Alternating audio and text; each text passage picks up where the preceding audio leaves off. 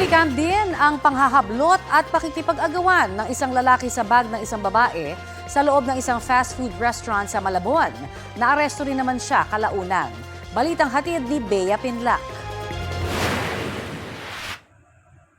Nag-o-order sa isang fast food restaurant sa Barangay Longos, Malabon ang babaeng ito kahapon ng madaling araw. Habang ang lalaking nakaputi sa labas, sandaling tumigil sa may pintuan at tila nagmamasid. Maya-maya, pumasok na siya.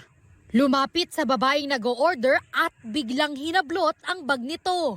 Laman ng bagang mga ID card at halos 10,000 pisong cash. Sinubukan pa ng babae na hatakin pabalik ang bag niya pero...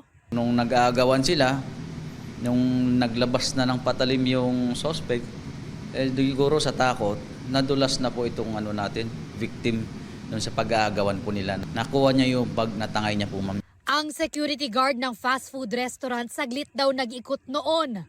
Pagbalik niya... Na pagbuksan pa konti ng gwardiya natin, hindi niya alam na nag-aagawan pala yun. Kaya nabuksan niya, kung tinitingnan niya, i-verify niya kung ano nangyayari. Yung pala, natangay na.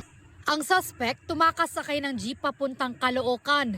Humingi raw ng tulong sa pulisya ang gwardiya. Naaresto sa hot pursuit operations ang 33 anyos na suspect sa Barangay 8, Caloocan. Narecover din mula sa kanya ang tinangay na bag, pati ang patalim na ginamit niya sa krimen.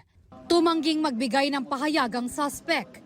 Pero sabi raw niya sa pulisya, kakapusan sa pera ang nagtulak sa suspect para magnakaw. Parehas pa rin po, ma'am. Pangailangan sa pera, ma'am. Reklamong robbery with violence against or intimidation of persons at illegal possession of bladed weapons ang kakaharapin ng suspect na nakakulong na sa Malabon City Police Station. Bea Pinlac, nagbabalita para sa GMA Integrated News.